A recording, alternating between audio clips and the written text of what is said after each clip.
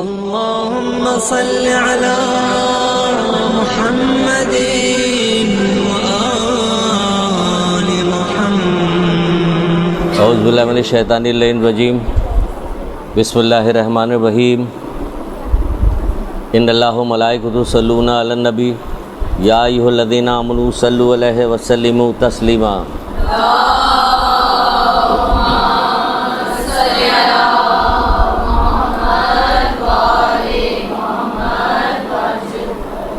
بسم اللہ الرحمن الرحیم. ایاک نعبد و ایاک نستعین. درود پڑھیے محمد آل محمد پہ.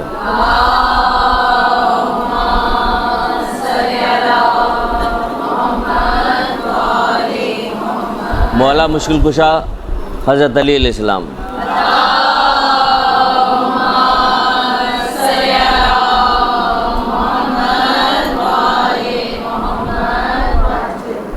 ان کے ایک بہت پر اعتماد شیعہ عبداللہ بن یحییٰ کہتے ہیں،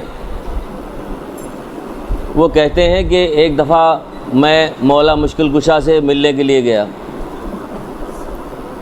تو جب وہاں میں پہنچا تو ایک بیٹھنے کی چیز، کرسی یا اسٹول جو بھی اس زمانے میں ہوگا، اس پہ بیٹھنے کے لیے وہ بیٹھنے جا رہے تھے کہ اتفاق سے اس کا پایا ٹوٹ گیا، وہ گر گئے. جب وہ گر گئے تو ان کو چوٹ لگ گئی. اب چوٹ لگ گئی تو اب سنیے کہ مولا کیا کہتے ہیں. مولا کہتے ہیں کہ اس خدا کا شکر ہے کہ جس نے میرے شیعوں کے گناہوں کا کفارہ دنیا میں ہی معین کر دیا. اس خدا کا شکر ہے جس نے میرے شیعوں کا کفارہ دنیا میں ہی معین کر دیا. تو کہنے لگے کہ مولا میں نے کیا قصور کیا ہے؟ سمجھ رہی کہ اس خدا کا شکر ہے کہ جس نے میرے شیعوں کا کفارہ، گناہوں کا کفارہ اسی دنیا میں معین کر دیا ہے، اور اس کے لیے آخرت میں پاک صاف جائیں گے. اس کے بعد تو کہنے لگے مولا میں نے کون سا قصور کیا ہے جو مجھے یہ میرے لیے سزا ہو گئی؟ کہ تم بیٹھتے وقت تم نے بسم اللہ الرحمن الرحیم نہیں کہا تھا. بیٹھتے وقت، اب ہم تو زندگی میں صبح شام نہ جانے کتنے کام ایسے کرتے ہیں جس میں بسم اللہ کہتے ہی نہیں. جبکہ بچپن میں ہمارے زمانے میں تو یاد ہے، اب بھی شاید بعض گھرانوں میں ہوگا کہ بچپن میں سکھایا جاتا تھا، ایک نیوالا اٹھاؤ بیٹا کہو بسم اللہ الرحمن الرحیم، کہو بیٹا شکر الحمدللہ، کہو بسم اللہ، کہو دہنے ہاتھ سے کھاؤ. کہا جاتا تھا؟ نہیں کہا جاتا. وہ کہہ رہے کہ بیٹھتے ہوئے یعنی کرسی کھینچ کے وہ بیٹھ رہے ہیں تو اس وقت بھی اگر بسم اللہ نہیں کہا انہوں نے، کہا کہ یہ اس گناہ کا کفارہ ہے. تو آج تو ہم بسم اللہ کسی بات پہ بھی نہیں کہتے. انہی مولا ہی کا قول ہے کہ ایک شعر بھی لکھنے لگو تو بھی بسم اللہ پہلے کرو، انہیں ہر کام کرنے سے پہلے بسم اللہ کرو. تو کہاں بسم اللہ پڑھی جاتی ہے؟ عادت نہیں ہے ہماری بسم اللہ پڑھنے کی. تو کہا جاتا ہے کہ ہاں تو کوئی بھی نہیں پڑھتا، کوئی بھی گناہ، کوئی بھی ایسے. بھائی یہ سب جمع ہو رہا ہے ایک جگہ پہ. جو سارے بسم اللہ نہ پڑھنے کی وجہ سے سارے جو چھوٹے چھوٹے وہ ہیں وہ سب ایک جگہ جمع ہو گئے. جب کوئی پریشانی آتی تو ہم یہ کہتے ہیں کہ ہم نے کیا کیا، بلا وجہ ہمارے اوپر یہ کام ہو گیا تھی. بلا وجہ نہیں ہوتا. مومنین کے ساتھ، مومنین دنیا میں جیسا کہ مولا خود کہتے ہیں تم آخرت کے لیے پیدا کیے گئے ہو، اس لیے اسی کے لیے کام کرو. یعنی مومنین جو ہے آپ اپنے آپ کو دنیا دار لوگوں کے ساتھ شریک مت کیجئے. آپ آخرت کے لیے پیدا کی گئی. آپ کا سلسلہ دوسرا ہے کہ آپ جو ہے آخرت کے لیے پیدا کیے گئے، تو ہمیں اسی کے لیے کام کرنا. تو اب ہماری کہتے ہیں کہ تمہارے چھوٹے چھوٹے گناہوں کا کفارہ، چھوٹے بڑے گناہوں کا کفارہ یہی دنیا میں قرار دے دیا. اللہ کا شکر ادا کر رہے ہیں کہ اسی دنیا میں قرار دے دیا ہے، اور آخرت میں ہمیں پاک صاف بلایا جائے گا. یہ بھی اللہ کا احسان ہے کہ اس دنیا میں تو ہم بھگت لیں گے، تو آخرت میں بھگتنا بڑا مشکل کام ہے. پھر ایک جگہ پر ایک تفسیر کی کتاب ہے انوار النجف تفسیر، اس میں ایک روایت ہے رسول خدا صلی اللہ علیہ وآلہ وسلم کی.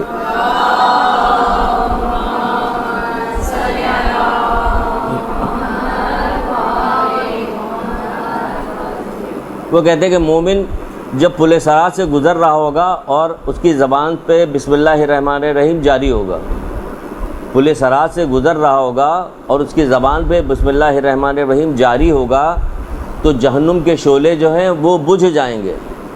تو جہنم کہے گی کہ اے مومن جلدی سے گزر جا، کہ تیرے نور کی وجہ سے جہنم کے شعلے جو ہیں خاموش ہو رہے ہیں، جلدی سے گزر جا اس کے اوپر سے. کس وجہ سے؟ تو لکھنے میں لگ گئے تو جواب کون دے گا کس وجہ سے؟ بسم اللہ کی وجہ سے. تو یہ فضیلت ہے اس کی کہ جب ہم پل صراط سے گزر رہے ہوں گے تو بسم اللہ الرحمن الرحیم پڑھیں گے. عادی نہیں تو کہاں سے پڑھیں گے؟ وہاں تو اور خوف و دہشت و ہول ہوگی جس کی وجہ سے بالکل ہی بھول جائیں گے. یہاں تو اطمینان میں بھولے ہوئے ہیں تو وہاں کہاں سے یاد آئے گا؟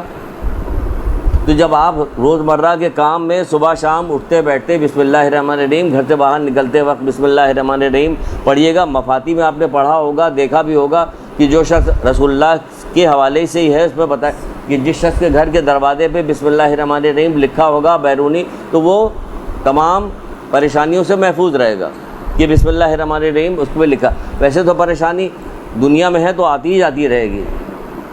یہ ایسا نہیں کہ بالکل عیش و آرام کے ساتھ دنیا میں، دنیا ہے ہی امتحان کی جگہ. تو جو امتحان کی جگہ رہتی ہے وہاں تو پریشانی آپ دیکھتی نہیں کہ امتحان نقل کرنے کو نہیں مل رہا یہ پریشانی، مشکل پیپر آ گیا یہ پریشانی. تو پریشانی تو ہوتی رہتی، دنیا میں بھی پریشانی ہوگی. تو کیا ہوگا؟ جہنم کے جو خاموش و مومن سے کہا جائے گا جلدی سے گزر جا، کیونکہ تیرا نور جو ہے وہ ہمارے شعلوں کو، یعنی جہنم کہے گی میرے شعلوں کو بجھا رہی ہے.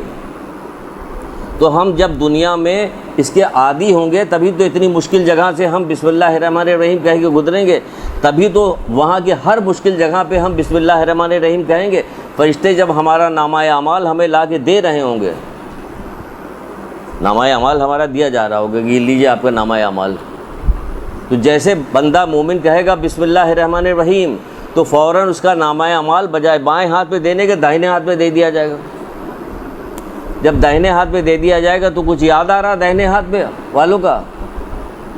کیا کہنے داہنے ہاتھ والوں کا؟ بغیر کانٹوں کی جھکی ہوئے بیریوں میں ہوں گے، تہبتے کیلے، پھیلے ہوئے سائے، بہت سے میوے، بہتا ہوا پانی، نہ ختم ہوگا نہ روکا جائے گا. اونچے اونچے فرشیں بھی ہوں گے، ان کو حوریں بھی ملیں گی. کس میں ہے یہ؟ سورہ واقعہ میں ہے یا نہیں ہے؟ تو ان کو کیا کیا جائے گا؟ داہنے ہاتھ پہ. جب داہنے ہاتھ پہ دیا جائے تو پھر کیا کہنا؟ کامیابی کامیابی ہے. یہ کس وجہ سے؟ جب ہم عادی رہیں گے دنیا میں بسم اللہ الرحمن الرحیم کہنے کے. تو جب عادی نہیں رہیں گے تو کیا ہوگا؟ کہیے بسم اللہ الرحمن الرحیم بار بار کہیے.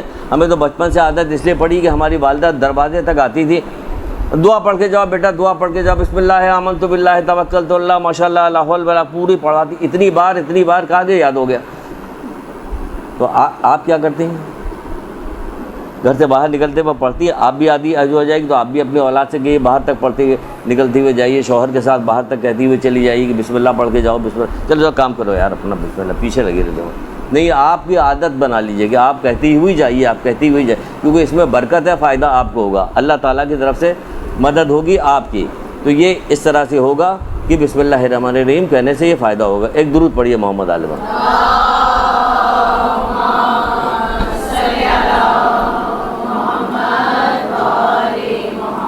ہم نے کہا درود کی تو بہت ساری حدیثیں سناتے ہیں، لاؤ آج بسم اللہ کی بھی جمع کر کے سنا دیتے ہیں کہ شاید اس سے یہ بچیاں جو ہے کچھ فائدہ خود بھی اٹھائیں، دوسروں کو بھی اس کے فائدہ پہنچائیں. اپنے عزیز جی آواز نہیں آ رہی، ہم زور تو بول رہے ہیں، ہم کتنے اور قریب کر لیں. ٹھیک ہے. اچھا، اب میں مولا مشکل کشا حضرت علی علیہ السلام کے قول سے ابتدا کرتے ہیں. درود نہیں پڑھیے، ابتدا نہیں کریں گے.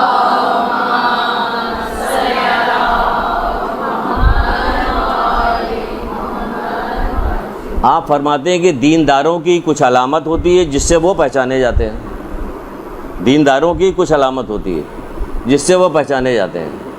بھئی آپ بھی تو پہچانی جاتی کہ مدرسے جاتی ہیں، آپ کیا کہنا ماشاء اللہ آپ حجاب کرتی ہیں کیا کہنا ہے، لیکن آپ کے پیچھے لوگ لگے رہتے ہیں. کیوں؟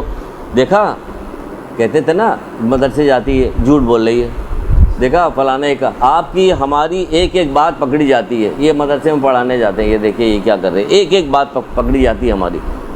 کیونکہ جب لوگ معاشرہ جس میں زیادہ تعداد جدھر کے لوگ ہوتی ہے وہ حاوی ہو جاتا. پھر آپ یہاں پہ آتی ہیں تو یہ معاشرہ پورا خاندان حاوی تھا، تبھی تو یہ بچیاں کم ہو گئیں.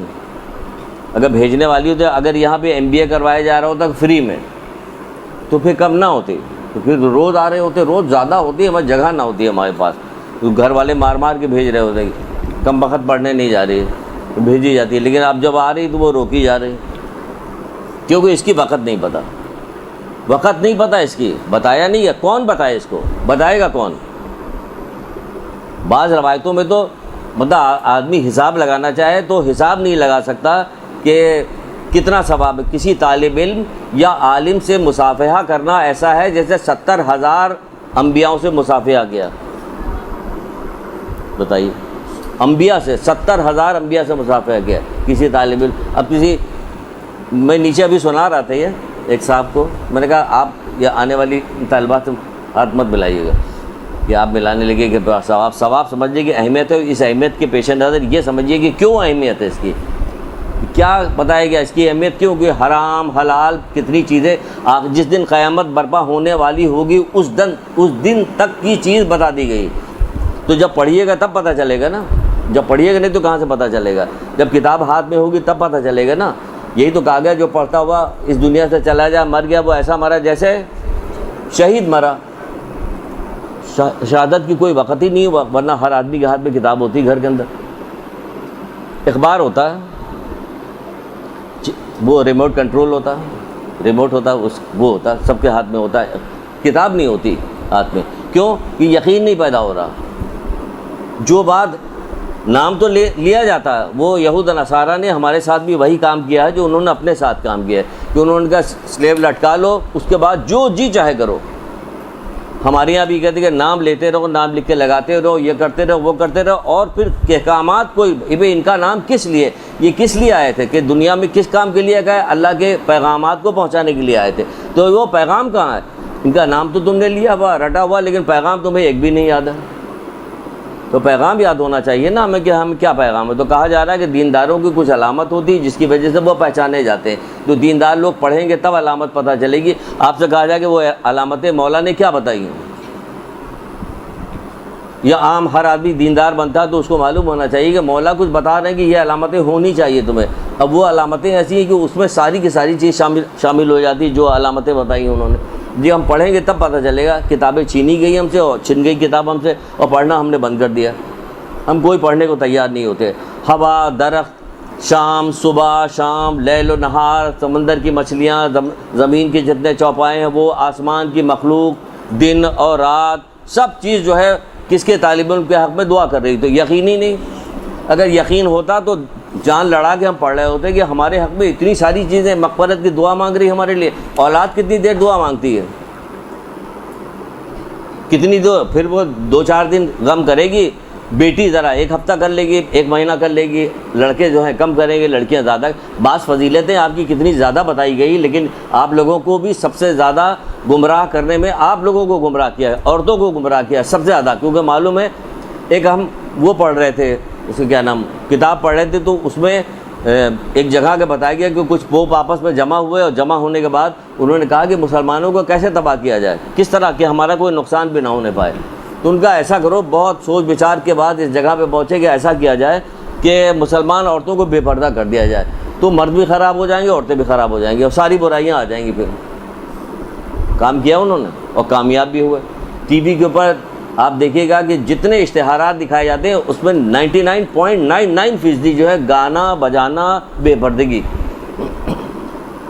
طرح طرح سے لاک کر دیا. یعنی کہ بال کھول کے اس کو اگر آپ نے وہ کیا تو وہ لاک, طرح نئے اشتہارات کیسے بنائے جاتے ہیں, اٹریکٹیو اشتہارات. ہم نے دیکھا, میں نے کہا کیا بہترین اشتہار بنایا کہ اس کا کہ جسے بال کو ڈرائر کے ساتھ سکھانے کے بعد اس کو لاک کر دو, یعنی کہ اب بال تمہارا بکھرے گا نہیں. شیمپو کے جتنے اشتہارات ہیں یہ سب کیا ہے, آپ دیکھا کیجئے, دیکھنے کے بعد سوچا کیجئے, یہ اسلام کے خلاف سازش ہے. یہ سازش ہو رہی تو آپ کو نفرت پیدا ہوگی. آپ کے خلاف کوئی محفل میں بیٹھ کے آپ کے خلاف کوئی بات کر رہا ہوتا تو آپ کو نفرت ہو جاتی, اس کی طرف کنکیوں سے دیکھتی تو نفرت بھری نگاہ سے دیکھتی. پورے اسلام کے لیے سازش ہو رہی, آپ کو نفرت نہیں پیدا ہوتی. کتنی بھی اچھے ہوگے تو کیا ہوا, کوئی خوبصورت آدمی آپ کی مذمت کر رہا ہو تو کیا کہیے گا, یہ کہیے کہ کتنے شیریں ہیں ان کے لب کے رقیب, گالی کھا کے بے مزہ نہ ہوا. یہ نہیں کہیے گا کبھی. یہ صرف شاعری کی حد تک ہے, بس آگے کچھ نہیں. اس کے سب بیوقوف بنانے والی باتیں صرف شاعری کی حد تک ہے, آگے نہیں ہے. تو مولا کہتے ہیں دیندار کی کچھ علامت ہوتی ہے. آپ لوگوں کو زیادہ پابندی اس کی کرنا ہے. کیوں کرنا, کہ آپ لوگوں کا تعلق یہاں سے بھی ہے, 2 جگہ سے تعلق ہے. ایک تو پورے معاشرے میں آپ کا تعلق محمد آل محمد کے حوالے سے, دوسرا یہ اپنے گھروں میں خاندان میں آپ کا تعلق جو ہے اس حوالے سے کہ آپ مدرسے جاتی ہیں. تو جب آپ مدرسے جاتی ہیں تو آپ کا تعلق بڑھ جاتا ہے. مولا کہتے ہیں دینداروں کی کچھ علامت ہوتی ہے جس کے ذریعے سے وہ پہچانے جاتے ہیں. اب کون سی علامت ہے بتا سنیے گا. ایک ایک کر کے ہم آپ کو بتا رہے ہیں، پھر اس کی تھوڑی تھوڑی تشریح کرتے جائیں گے. بہت ساری چیز تو ہم بہت ساری کلاسز میں بتاتے بھی رہتے ہیں، اکثر بتاتے رہتے ہیں، لیکن وہی کہ معاشرے کے ساتھ ساتھ تھوڑی سی فراموشی پیدا ہو جاتی ہے. تو پہلی بات وہ بتا رہے ہیں کہ سچی بات، یعنی بات کرے گا تو سچی بات کرے گا، سچ بولے گا. پہلے ساری علامتیں، پھر اس کے بعد ہم اس کی تشریح کرتے ہیں. سچی بات. دوسری کیا کہہ رہے ہیں؟ ادائے امانت، امانت کو ادا کرنا. تیسری بات بتائی جا رہی ہے کہ وعدے کو پورا کرنا. اس کے بعد صلہ رحمی، سب سے مشکل کام آ گیا، صلہ رحمی. پھر پانچواں ہے کمزوروں پہ رحم کرنا.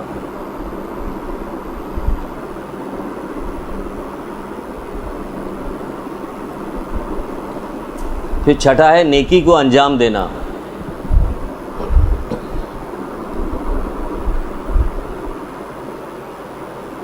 ساتواں ہے حسن اخلاق.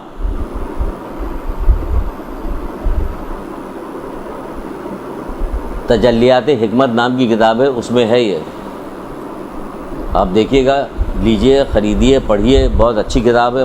سارے مولا کے اقوال ہیں، چھوٹے چھوٹے اقوال ہیں بہت سارے، تو آپ کو بہت مزہ بھی آئے گا. آپ کے بعد بھی گھروں میں رکھی رہے گی، ہمارے بعد بھی کام آئے گی. یہ کتابیں لو، خریدو، یا جو کچھ بھی کہا جائے کتابیں لکھو، اپنے دوستوں کو تحفے میں دو. اس کے بعد اس کو چھوڑ کے اپنی اولاد کے لیے چھوڑ کے چلے جاؤ اس دنیا میں. اپنی اولاد، یعنی گھروں میں جو ہمارے پاس جو چیزیں چھوٹنی چاہیے، وہ کیا چیز ہونی چاہیے؟ زیادہ زیادہ یہ مال و دولت کو چھوڑیے، یہ کتابیں چھوڑ کے جائیے، تاکہ اس سے آپ کی آنے والی نسل جو ہے اس کو فائدہ پہنچے. ساتویں چیز ہے خوش اخلاقی. پھر فرماتے علم اور ہر وہ چیز، علم اور ہر وہ چیز جو اللہ کی قرب کا باعث ہو. علم اور ہر وہ چیز جو اللہ کی قرب کا باعث ہو. علم کے ذریعے سے ہی ساری چیزیں پتہ چلے گی، اسی سے ہوگا. علم اور ہر وہ چیز جو اللہ کی قرب کا باعث ہو. اب پہلی چیز ہے سچی بات، یعنی سچ بولنا. تو انسان کو جو سچ بولنا ہوتا تو کیا ہوگا؟ پہلا کیا؟ قول کا سچا ہونا چاہیے آدمی کو. جو بات کرے سچ بات کرے، اس میں کوئی چیز، کسی شے کو بڑھا دیا آپ نے، کسی ایک جگہ سے دوسری جگہ بات جا کے آپ کر رہی ہیں، تو عادت ہے لوگوں کی، یا تو کچھ چیزیں بڑھا دے گا، یا کچھ گھٹا دے گا، یا کچھ اس میں سے ختم کر دے گا، تو بات کی صحیح چیز ختم ہو جائے گی. تو قول کا سچا ہونا چاہیے. تو جیسی بات ہو ویسی ہی بات کرے. پھر کیا ہوگا؟ قول کے سچے ہونے کے ساتھ پھر فعل کا بھی سچا ہو، قول و فعل کا سچا ہو، سچائی ہونی چاہیے. افعال میں بھی سچائی ہونی چاہیے. اس کے افعال میں سچائی سے کیا مطلب؟ مثال کیا ہے؟ مثلا یہ کہ قسم کو پورا کرے. آپ نے کسی سے قسم کھائی تو اس کو پورا کرے. پہلے سوچ سمجھ کے قسم کھائیے. قسم کو پورا کرنا. پھر کیا ہے؟ وعدے اور معاہدے کو پورا کرنا. جو وعدہ کیا ہو، معاہدہ کیا ہو، اسے پورا کرے، ورنہ کہا جائے کہ جھوٹا ہے آدمی. اگر وقت مل گیا تو وعدے پر ایک واقعہ سنائیں گے، مزیدار واقعہ سنائیں گے، لیکن اگر وقت بچا تو واقعات تو ابھی علیم بھائی بھی سنا رہے ہیں، تو وہ واقعات ہی سنتے رہیے گا. واقعات کے علاوہ بھی کچھ ہے. وعدے کا پورا. پھر ارادے میں سچائی ہونی چاہیے. یہ سب سچ میں آ رہا. ارادے کی سچائی، نیک کاموں کا ارادہ کرے تو پھر اسے پورا بھی کرے، اور مخلص ہو اس کے اندر، کہ یہ کام جو ہم نیک کام کر رہے ہیں مخلص ہیں، یعنی اللہ کے لیے کر رہے ہیں نیک کام کا. پھر نیت کی سچائی ہونی چاہیے. نیت میں بھی سچائی ہونی چاہیے. دیکھیے سچائی کہاں کہاں تک جا رہی ہے. قرآن میں ہے نہیں، کیا میں تمہیں نہ بتاؤں کہ شیطان کس پہ اترتا ہے؟ ہر جھوٹے بدکار پہ شیطان اترتا ہے. یہ قرآن کی آیت ہے، کہ آیت نمبر تو مجھے نہیں پتا کیا کہاں پہ، لیکن قرآن کی ہر جھوٹے یعنی جھوٹ جو ہے، کہا جاتا ہے تمام برائیاں ایک جگہ جمع کر دو، جھوٹ اس کا سردار بن جائے گا. ہر چیز میں جھوٹ. اب قدم قدم پہ جھوٹ بولا جاتا. ہمارے یہاں قدم قدم پہ جھوٹ بولا، قدم بلا وجہ کے لیے بیکار باتوں میں جھوٹ بولا جاتا، کوئی مطلب نہیں لیکن جھوٹ بولا جا رہا. تو نیت کی سچائی ہونا چاہیے. نیت کی سچائی سے مراد یہ ہونی چاہیے کہ ریاکاری نہ ہو کسی کام میں. کسی کام میں ریاکاری نہ ہو، دکھاوے کے لیے کوئی کام نہ کریں. ہم جو کام کریں قربتاً اللہ، اللہ کی رضا کے لیے کر رہے ہیں. جیسے کہ ایک روایت رسول خدا صلی اللہ علیہ وآلہ وسلم کی،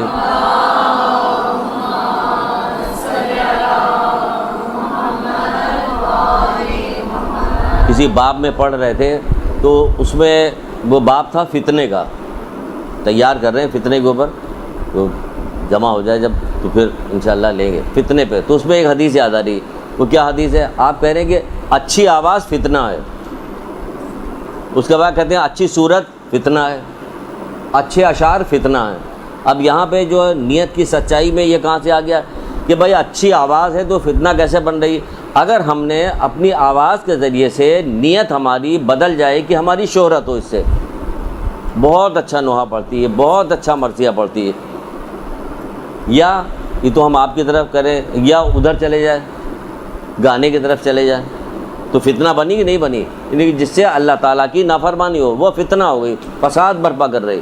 تو یہاں تو فساد اپنے لیے برپا کر رہے ہیں ریاکاری کر کے، تو یہ فتنہ ہے. نیت ہمیں سچائی ہونی چاہیے. دوسری کیا؟ اچھی صورت، یہ بھی فتنہ ہے کہ اس کے ذریعے سے کوئی اللہ کی نافرمانی نہ کی جائے، تو یہ فتنہ ہے. اچھے اشعار، یہ بھی فتنہ ہے.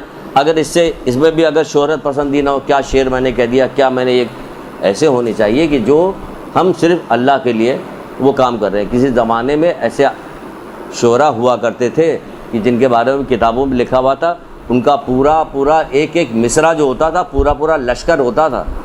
یعنی دشمن کے مقابلے میں وہ لشکر بنتا تھا ایک مصرع.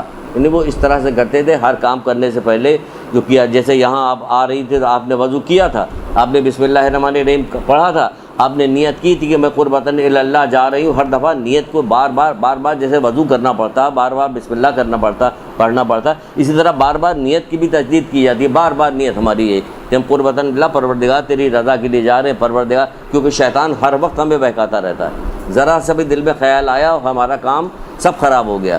پھر اس کے بعد جیسے کہ رسول خدا صلی اللہ علیہ وآلہ وسلم فرماتے ہیں،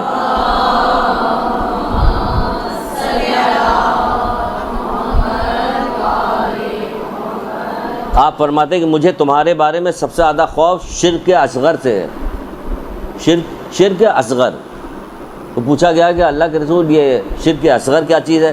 تو آپ نے فرمایا ریاکاری، دکھاوا. ریاکاری، دکھاوا. آج کل اس قدر یہ جب سے یہ ٹی وی، کیا کہیں اس کو ہم، یہ ٹی وی نے اس قدر جتنے پروگرامز آتے ہیں صرف اور صرف ریاکاری دکھاوے کے لیے سارے پروگرام ہو رہے ہوتے ہیں. سب کا سب پروگرام، جتنے فیشن اس کے اندر دکھائے جا رہے ہیں، کیا کیا چیزیں اس کے، جتنی گمراہی پھیلائی جا سکتی ہے اس کے ذریعے سے پھیلائی جا رہی ہے. کوئی حد اور انتہا نہیں کہ آپ دیکھنا بعض تو عورتوں کو پہلے ایک کام کیا کہ عورتوں کو باہر نکال دیا. عورتوں کو کیا کہا، میں تو کہتا ہوں کہ شاید پاس بھی کیا جاتا ہے زیادہ ان کو، کہ بہت زیادہ پڑھنے لگی لڑکیاں، بہت پڑھ رہے لڑکوں کو جان بوجھ کے شاید فیل کیا جاتا ہو. شاید میرا ایسی اپنا گمان کرے تاکہ یہ پڑھ لکھ کے باہر آئیں، کام کریں، باہر کام کریں تو فتنے میں خود بخود مبتلا ہو جائیں گے. جو گھر میں رہ جائیں ان کو کیا کریں کہ ان کو مارننگ شو کے ذریعے سے اور یہ ڈراموں کے ذریعے سے، فضول ڈرامے جو آتے ہیں، اتنے بیہودہ لوگ بتاتے ہیں حساب یہ آ رہا ہے کہ ہمیں بتا کے کیا کرو گا، ہم کیا کر سکتے ہیں؟ کچھ بھی تو نہیں کر سکتے. جیسے ڈرامہ صرف گھر کی عورتوں کو جو ہاؤس وائف ہیں ان کو اس کے ذریعے سے خراب کرو، جو دوسری ہیں ان کو باہر نکال دو. معاشرہ بہت تیزی کے ساتھ معاشرہ خرابی کی طرف جا رہا ہے. ایک دن جو ہے ہماری زندگی کا کم ہو رہا اور ہمیں اللہ کے سامنے پیش ہونا.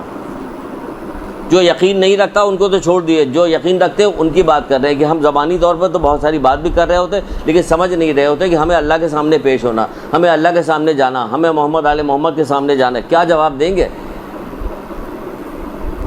کہ ہم نے اتنی محنت کر کے سارا کام کیا، تم لوگوں نے اس میں سے کچھ بھی نہیں سیکھا، سب رسمی کام صرف کرتے چلے جا رہے ہو. تو کہا جا رہا ہے کہ مجھے کیا ریاکاری دکھاوا، فیشن والے کپڑے، جتنے کپڑے بے پردہ اس لیے کیا جاتا ہے کہ کپڑے بنوائیے گا. آپ کپڑے کس لیے بنوائیے گا اچھے؟ یہاں تک تو بھڑکیلے اسکارف تک کو تو منع کیا گیا. کیا مطلب؟ ایک آدھ کو دیکھ کے یہ بھڑکیلا اسکارف پہنا ہوا ہے، اب یہ سامنے بالکل آگے بیٹھی ہوئی تو ہم ہمارے ڈر کے نہیں کہیں گے؟ نہیں کہیں گے. جب کہیں گے تبھی تو پتہ چلے گا آپ کو. اس لیے کہ آپ نے کپڑے ایسے پہنا کہ آپ کی طرف متوجہ ہو گئے لوگ. بھائی اسی لیے تو کہا جا حجاب کو اسی لیے تو کروایا جا رہا تاکہ کوئی توجہ نہ دے آپ کی طرف. تو بھڑکیلے اسکارف تک کو منع کیا گیا کہ توجہ نہ دی جائے آپ کے اوپر، آپ اپنے آپ کو چھپائیے. اللہ تعالیٰ قیمتی چیز کو چھپانا چاہتا ہے. اس کے ذریعے سے کیا چاہتا ہے؟ اس کے ذریعے سے آئٹم بم نہیں بنانا چاہتا، میزائل نہیں بنوانا چاہتا. اس کو کتنی حصار کے اندر وہ رکھا جاتا ہے کہ پھر آپ کے ذریعے سے کیا کام چاہتا ہے وہ؟ ایٹمی ہتھیار بن رہا تو کتنی ہزار میں رکھا جاتا، کوئی وہاں پہنچ نہیں سکتا. بار بار حکومتوں کو یہ بیان دینا پڑتا ہے کہ نہیں، دشمن کے ہاتھ وہاں تک نہیں پہنچ سکتے، بڑے مضبوط ہاتھوں میں وہ ہے. ہوتا نہیں، یہاں بھی بیانات آتے ہیں، ہمارے یہاں بھی آتے ہیں کہ ایٹمی ہتھیار کہیں ان لوگوں کے دہشت گردوں کے ہاتھ میں نہ لگ جائے تو پھر حکومتوں کو بیان دینا پڑتا ہے. تو یہاں پہ کیا ہو گیا کہ دہشت گردوں کے ہاتھ میں تو لگ گیا، کہ انہیں کیا کرنا، کہ انہیں انسان بنانا. یہ انسان بنانے والیاں ہیں. تو اس لیے آپ کو خراب کرنے سے اللہ تعالیٰ نے طرح طرح سے آپ کو روکا ہے. یہاں تک تو روکا ہے کہ کسی سے دروازے پہ اگر بات کرو پھر نرمی سے بات نہ کرو کہ اس کے دل میں کوئی وسوسہ نہ پیدا ہو جائے. کیوں؟ کہ آپ کو انسان بنانا. چھٹے امام کی ایک روایت یاد آتی ہے، امام جعفر صادق علیہ السلام.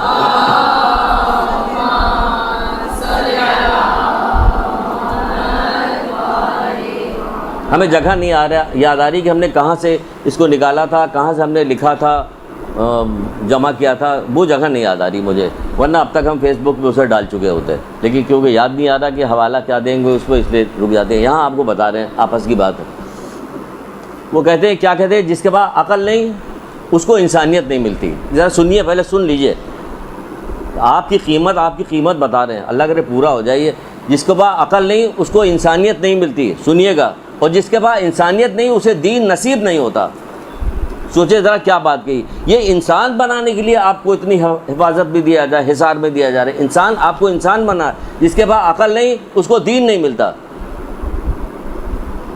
نہیں، جس کے پاس عقل نہیں اسے انسانیت نہیں ملتی، اور جس کے پاس انسانیت نہیں اسے دین نصیب نہیں ہوتا. کیونکہ دین آیا انسانوں کے لیے، جانوروں کے لیے تھوڑی آیا. اور یہ آنکھ رکھتے ہیں، دیکھنے کا کام نہیں لیتے، کان رکھتے ہیں، سننے کا کام نہیں لیتے، چوپائے ہیں، بلکہ اس سے زیادہ گئے گزرے. انسان تو جب گرتا ہے نا تو جانوروں سے زیادہ بدتر ہو جاتا ہے انسان جب گرتا ہے. اس لیے آپ کو اتنی حفاظت میں رکھا گیا ہے. آپ کو شور بچایا گیا کہ مردوں کو برابر آنی چاہیے، عورتوں کو مردوں کو برابر. آپ بھی خوش ہو گئی کہ ہم کو برابر لایا جا رہا ہے. برابر کہاں سے لایا جا رہا ہے؟ آپ کی وقت، آپ کہیے کہ میری وقت گھٹا رہے ہیں آپ. ہم برابر کہاں ہیں؟ ہم تو بڑے ہیں. ان کے والد کے پیر کے نیچے جنت تھوڑی ان کی، میرے پیر کے نیچے جنت ہے. یوں کہیے آپ تو بڑی ہیں. بہرحال اس میں تو اسی میں نکل جائے گا سارا. پھر جو دنیا میں شہرت کے لباس پہنے گا، اللہ تعالیٰ ذلت کا لباس قیامت کے دن اسے ذلت کا لباس پہنائے گا. شہرت کے لباس. یہاں تک تو اب مردوں کی شیروانی اور وہ جو شادی میں بیام پہنتے تو اگر ایسے لا کے رکھ دیے تو سمجھ میں نہیں آتا کسی دلہن کا کپڑا یا کسی دلہا کا کیا، تو سمجھ میں نہیں آ رہے. اتنی کڑھائی ہونے لگی، اتنی کڑھائی ان کے کپڑوں میں ہونے لگی. سب آپ ان تمام چیزوں سے عبرت حاصل کیجئے. تو جب آپ کے دماغ میں حدیث و قرآن کی آیتیں ہوں گی تبھی عبرت حاصل کیجیے گا، ورنہ نہیں حاصل کر سکتی. عبرت حاصل کیجیے ان تمام چیزوں سے. اس کے بعد کہا سچ بولنا انسان کو نجات دلاتا ہے اور جھوٹ بولنا انسان کو تباہ کر دیتا ہے. کیونکہ جو سچی بات کی اپوزٹ کیا چیز؟ جھوٹ ہے. تو جھوٹ جو تباہی کی چیز ہے. ایک بندہ ایمان کا مذاق اس وقت تک نہیں چکھ سکتا جب تک وہ مذاق و سنجیدگی دونوں حالت میں جھوٹ کو چھوڑ نہ دے، جھوٹ بولنا چھوڑ نہ دے. مولا مشکل کشا علیہ السلام یہ فرما رہے ہیں کہ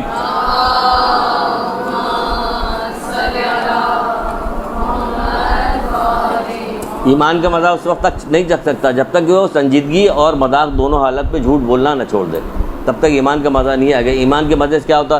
نماز میں اس کا دل نہیں لگ رہا، روزے میں اس کا دل نہیں لگ رہا، کہ ہر کام، روزے میں کوئی ایسا کام نہیں، بھوک پیاس کے علاوہ ہر کام کیا جا رہا ہوتا.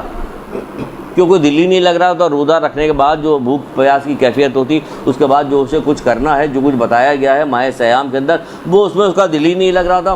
کیونکہ جھوٹ بولتے دل نہیں لگتا. نماز میں دل نہیں، جلدی نماز پڑھا ایسا بھاگتے جیسے کہ مسلح کے اوپر کوئی چیز نوکدار چیزیں رکھ دی گئی تھی. دیکھا نہیں ہے یا وہ گڑ رہی اس کو، جب مسلح گرم ہونا شروع ہو گیا دھیرے دھیرے کر کے، کیونکہ جھوٹ بولتے رہے. آپ تھوڑی دیر تک کسی سے دین کی بات کیجئے، اسے مزہ نہیں آتا.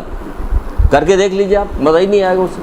یہاں تو آپ مجبوری ہے نا کہ اس سے پہلے نکل نہیں سکتی تو یہاں پہ گری ہوئی، اور تصویریں دکھائی جاتی تو اور بھی مزہ آ رہا ہوتا. وہ آج جو بالکل خوش کلاس ہو رہی، بلیک اینڈ وائٹ، بغیر بکری ہوئی دال مل رہی، تو آج تو کیا پوچھنا، تو بڑی مشکل میں پڑ گیا. یا لطیفہ پڑھیے تو آسان ہو جائے گا معاملہ. ایک درود پڑھیے محمد علیہ وسلم.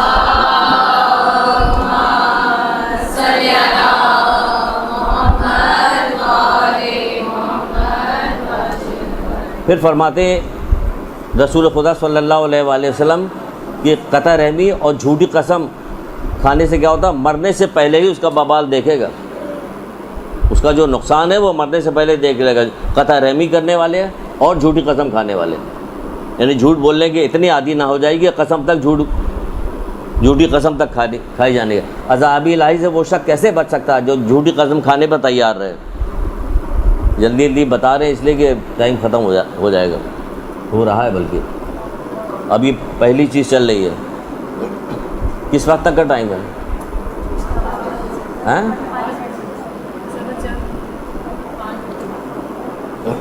سمجھ نہیں ہے؟ پہلی چیز یہ تھا سچ بولنا، دوسری چیز کیا ہے؟ امانت کی ادائیگی، امانت کو ادا کیا جائے۔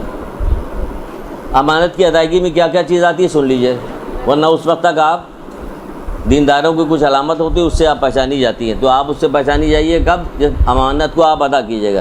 امانت کو ادا کرنے کے بارے میں چھٹے امام جعفر صادق علیہ السلام ارشاد فرماتے ہیں،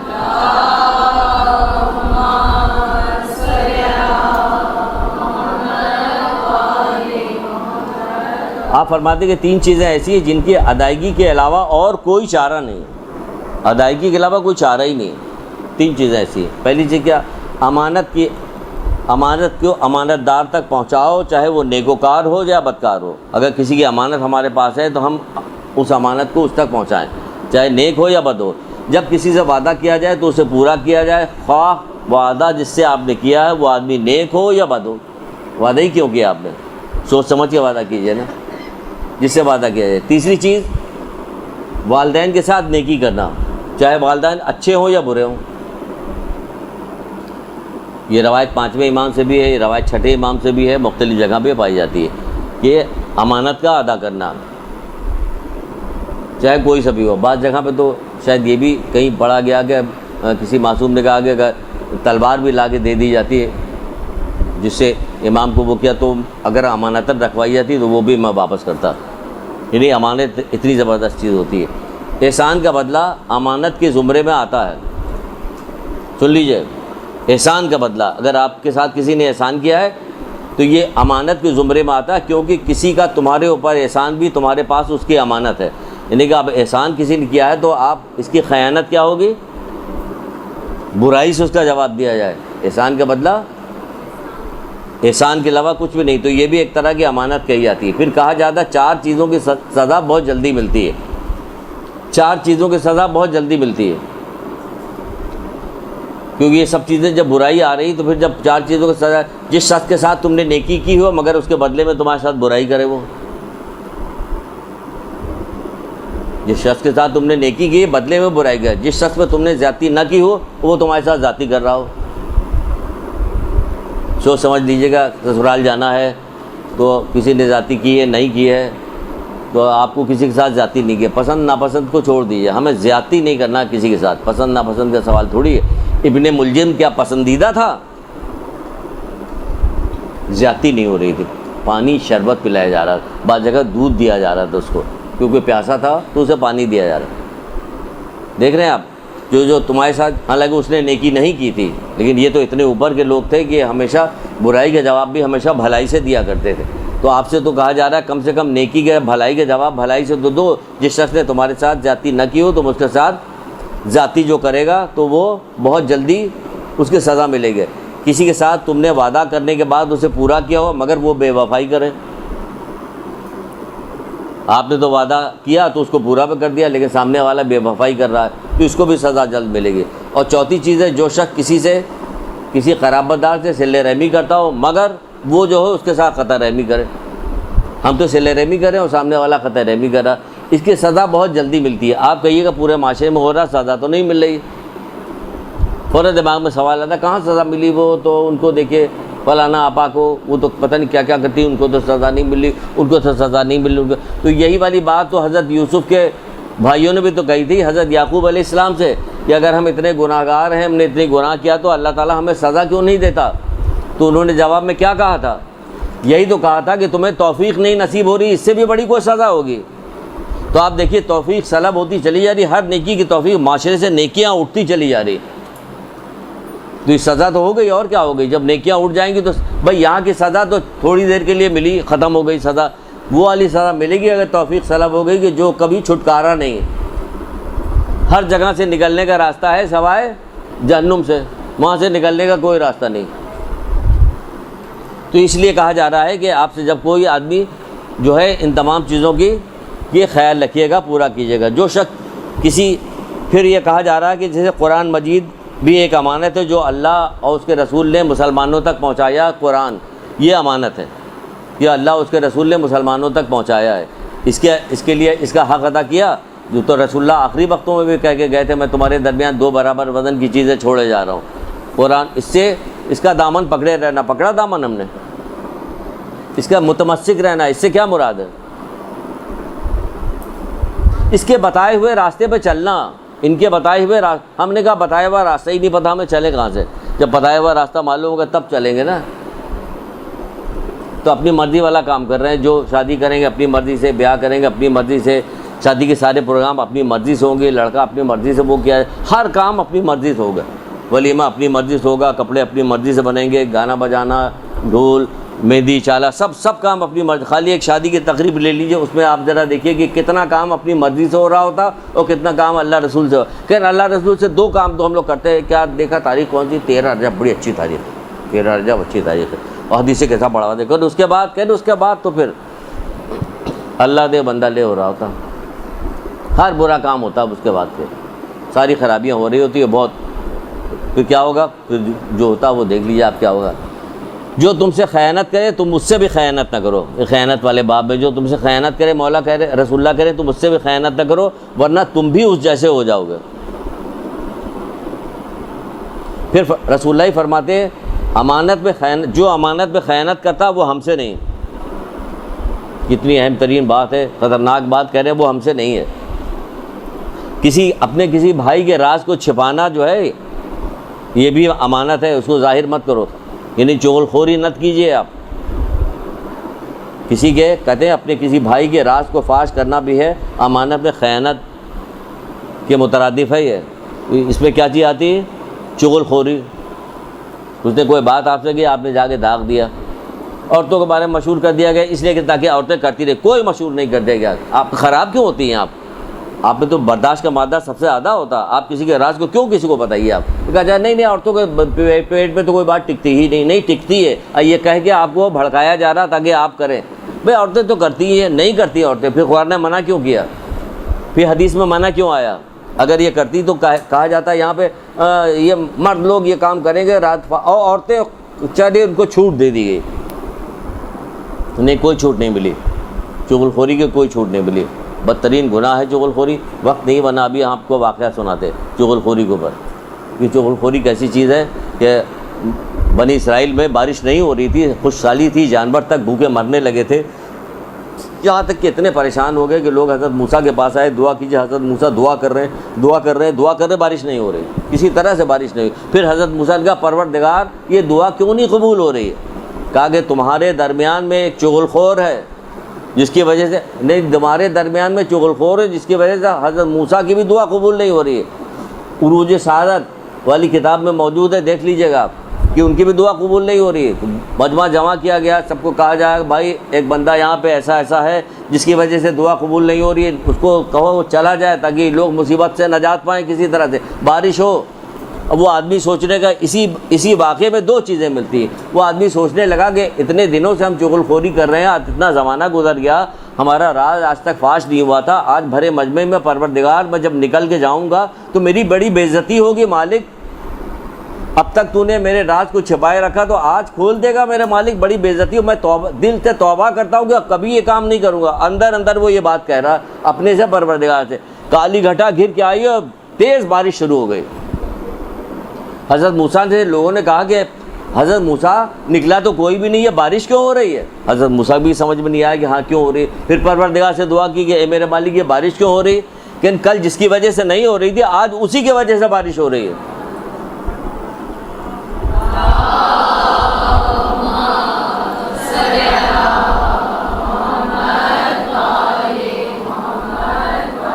دیکھیے سچے دل سے توبہ یہ چیز ہوتی ہے، یہ سچے دل سے توبہ، کہ چغل خوری اتنی بری چیز ہے۔ پھر ہمارے گھر مختلف پریشانیاں ہوتی رہتی ہیں، ہمیں کچھ پتہ ہی نہیں چلتا کہ ہماری دعائیں قبول نہیں ہو رہی ہے۔ ہم تو دعا، بھائی دعا کیسے قبول ہو پہلے جائزہ تو لو۔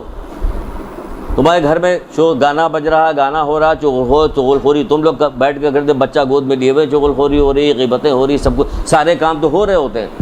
کوئی روکنے ٹوکنے والا رہ گیا؟ کوئی. پہلے بڑی بوڑھیاں تھی روکتی ٹوکتی، اب بڑی بوڑھیوں کو کوئی وقت ہی نہیں رہ گئی. بڑے بوڑھوں کے وقت کیسے رہ گئی؟ اس سے رہ گئی کہ کس سے؟ ایثار کی وجہ سے ہوگی. ایثار تو ختم ہو گیا. بڑی بوڑھیاں تو اب بچیوں سے اس طرح سے لڑنے جھگڑنے، بہو ساس میں ایسا جھگڑا ہونے لگا جیسے آپس میں چھوٹے بھائی بہنوں میں ہوتا ہے جھگڑا، ذرا ذرا سے بات میں. تو ان کو ایثار نہیں، قربانی نہیں، درگزری نہیں، وہ روب دبدبا نہیں ہے جو ہونا چاہیے تھا. یہ کب ہوتا ہے؟ جب ایثار و قربانی ہوتی ہے، جب درگزر ہوتا ہے، جب بڑے کو بڑا، چھوٹا کو چھوٹا سمجھا جائے. تو یہ کون کرے گا؟ پہلے یہ کرے گا، بڑا کرے گا. کیوں؟ یہ بزرگ ہے، یہ پہلے کرے گا، تب اس کو تربیت ملے گی چھوٹے کو. یہاں ہوتا ہے کہ الٹے تقاضا ہوتا ہے. پتہ نہیں کیا کیسا ماں نے سکھایا. آئی سلام نہیں کیا ہم کو. بھائی ماں نے سکھایا نہیں سکھایا، فوراً ماں کے اوپر اچھل کے پہنچ جائیں گے، بچے نے سلام نہیں کیا. بھائی تو تم سلام کرو نا پہلے، تم کیوں نہیں کرتی ہو؟ جو سلام کی تو وقت بتائی گئی تو تم کو کرنا چاہیے سلام، تاکہ اس کی عادت پڑے لوگوں کی. رسول اللہ تو سلام پہل کیا کرتے تھے، ہم لوگ رسول اللہ سے بھی بڑے ہو گئے. یہ کیا ہوتا ہے؟ صرف ٹونٹ بازی ہو رہی تھی، معاشرہ بگڑتا جا رہا ہے. کیونکہ آپ لوگ جو مجلسیں جا کے پڑھتی ہیں تو اس میں بھی کوئی ایسی چیز نہیں پڑھتی. ڈر کی وجہ سے مجلس پڑھ رہی ہوتی کہ پتہ نہیں پسند کی جائے گی. پسند نہ پسند کی کیا چیز، دیکھیے کہ وہ پسند کر رہا ہے کہ نہیں پسند کر رہا. بیچ میں ایسی چیزیں ڈالیے جو لوگوں کو لذت بھی آ رہی ہو، مزہ بھی آ رہا ہو. اللہ کو پسند کرائیے، پھر وہی ریاکاری آ جائے گی، لوگوں کو پسند. بہرحال آگے چلتے ہیں. ہاں کہاں تک بات پہنچی تھی؟ راز کو چھپانا. پھر امام موسیٰ کاظم علیہ السلام فرماتے ہیں،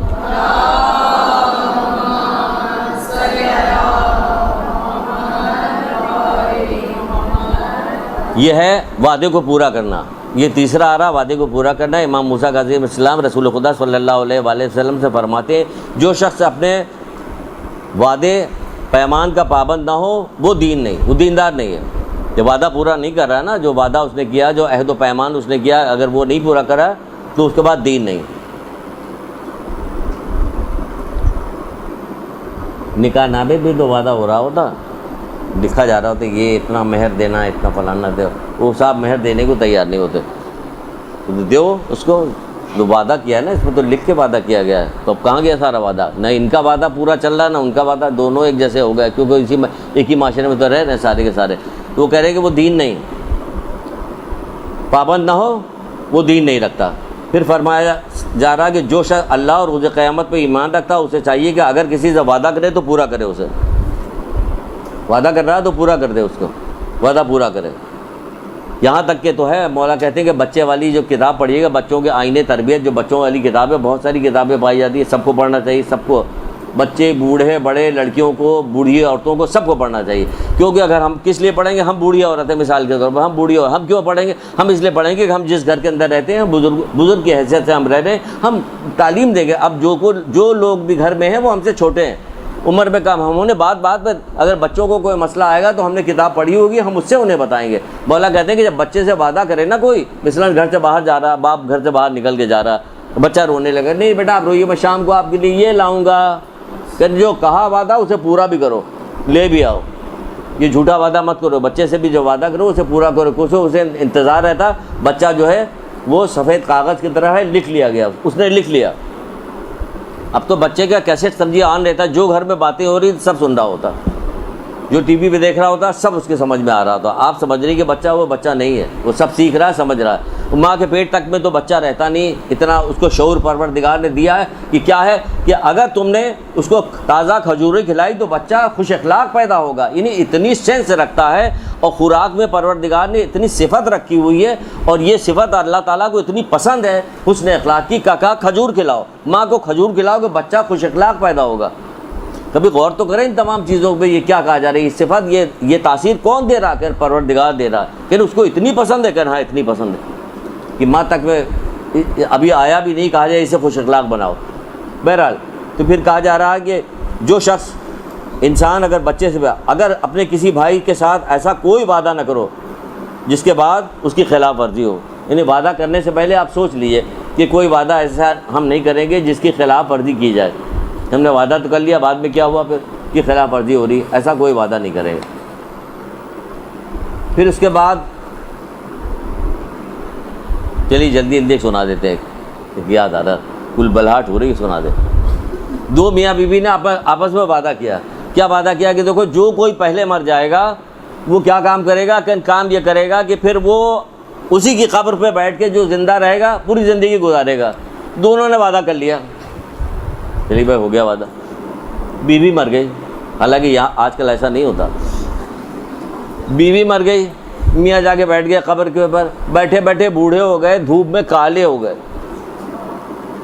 ادھر سے حضرت عیسیٰ گزر رہے تھے, اس نے دیکھا ایک آدمی کو یہ بیٹھا ہوا, کہ تو کیا کر رہا ہے یہاں پہ؟ کہ ہمارا ایسے سے وعدہ ہوا تھا کہ جو بھی مر جائے گا پہلے تو وہ دوسرا جو ہے پوری زندگی اسی کی قبر پہ گزار دے گا. تو میں بیٹھا ہوا, تو حضرت عیسیٰ نے کہا اسے زندہ کر دیں. یعنی کہ اب اس کی بیوقوفی دکھانا چاہتے ہیں کہ ایک تو وعدہ پورا کرا تو بیوقوفی کا, لیکن یہ کہ وعدہ کرے تو پھر پورا کرے. یعنی وعدہ کرنے سے پہلے یہ سوچیے تو کہ ہم کیا کہنے جا رہے ہیں, غور فکر تو کیجئے. یہ وعدہ کر کے بیٹھے ہوئے تھے کہ ہم پوری زندگی اس پہ بیٹھے. بھائی تم دنیا میں اس لیے تھوڑی پیدا کیے گئے کہ تو اس مردہ عورت کی پوجا کرتے رہو بیٹھے ہوئے قبر کے اوپر. زندہ تھی تو مار پیٹ رہے تھے, اب مر گئی تو بڑے وفادار بن گئے ہو تم.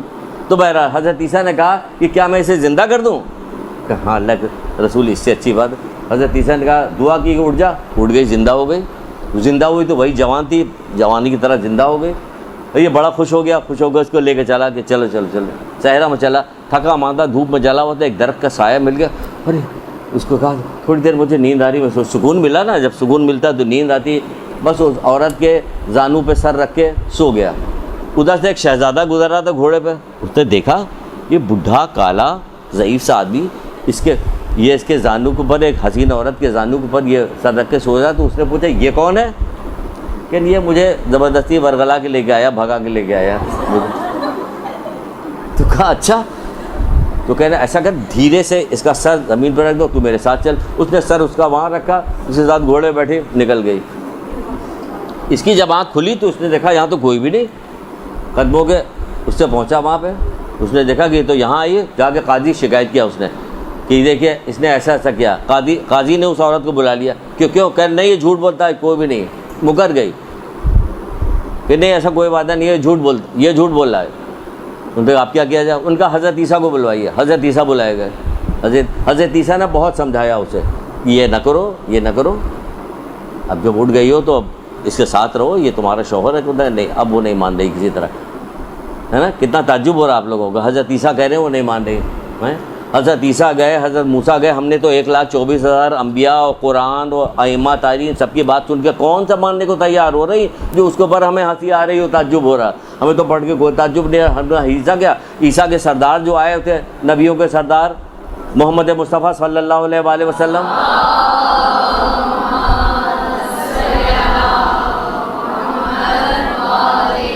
ہم اپنا جائزہ بھی تو لیں. ساتھ ساتھ پڑھتے جا رہے, مزہ تو آ رہا, ہمیں مزہ آ رہا. تو دوسروں کے اوپر جب بیت رہی تو مزہ آ رہا ہے, اس کو اپنے اوپر بھی تو رکھیں ہم کہ کام آنے. حضرت عیسیٰ سمجھا رہے, وہ مان نہیں رہی کسی طرح سے بھی. تو حضرت عیسیٰ نے کہا کہ پھر ایسا کرو, مباہلہ کر لو تم لوگ, ایک دوسرے پہ بد دعا کرو کہ جو جھوٹا ہو وہ ختم ہو جائے.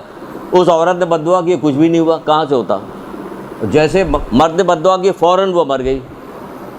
اچھی بھلی زندگی ملی تھی, لیکن دیکھیے کس کی وجہ سے یہ وجہ ہوا ہے. تو جب وعدہ کرے تو سوچ لیجیے کہ میں وعدہ کرنے جا رہی ہوں, کیا کرے. تھوڑی دیر غور کے, جلد بازی سے کوئی کام نہیں کرنا چاہیے. ایک درود پڑھیے محمد آل محمد.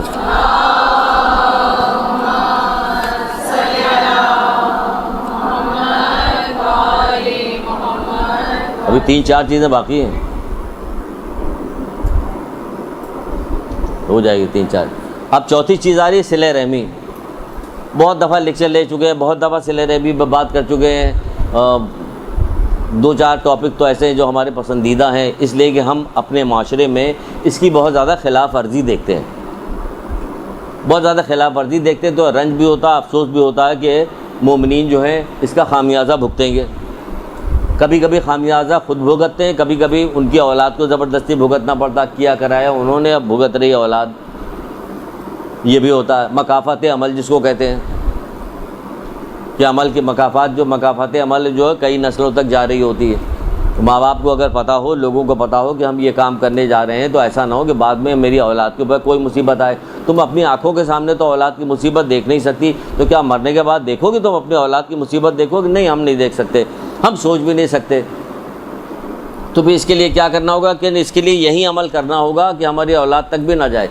جب یہ سارے باب بناتے ہیں اور آپس میں کبھی گفتگو بھی کر رہے ہوتے ہیں تو اس کے بعد ہم نے تو کیا کام شروع کر دیا، ایک تسبیح درود کی پڑھ کے ہم اپنے تمام عزیز رشتہ دار دوستوں سب کو ہدیہ کرتے ہیں کہ پروردگار اگر میری طرف سے کسی کا کوئی نقصان کوئی بات دل دکھ گئی ہو تو مالک یہ ان کو ہدیہ کریں گے، معاف کر دے، تاکہ ہمارا وہ جو ہم نے کوئی ہم سے غلطی ہوئی اس کا کمپنسیشن ہو جائے، تاکہ ہماری اولاد کے اوپر کچھ نہ آنے پائے۔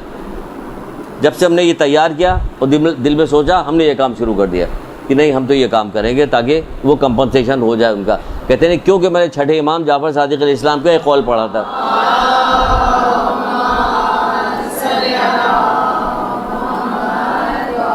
کہ نہیں غیبت کا کفارہ کیا، کہ غیبت کا کفارہ یہ ہے کہ جس کے لیے غیبت کی گئی ہے اس کے لیے استغفار پڑھو تو یہ کفارہ ہو جائے گا۔ تو بھائی ہم نے کہا کہ ہم درود پڑھتے ہیں کہ جب تمہیں اپنے گناہ کی بخشش کی امید نہ ہو کہ اتنے سارے گناہ ہو گئے بخشے جانے کی، تمہارے پاس سخت نہ ہو کہ بخشے جائے، تو کیا کام کرو؟ 8ویں امام رضا علیہ السلام پہ بتایا کہ کثرت کے ساتھ درود پڑھو۔ یہ دیکھیے کثرت کے ساتھ خاموشی ہے،